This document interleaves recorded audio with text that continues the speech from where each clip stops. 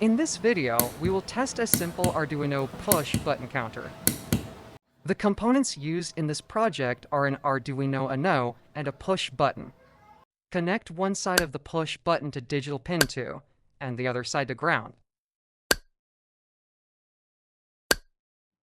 This sketch counts how many times the button is pressed.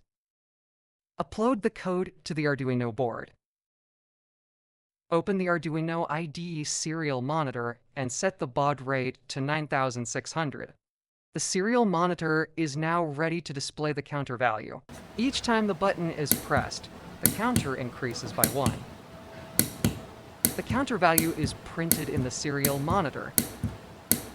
A debounce method is used to ensure stable and accurate button counting.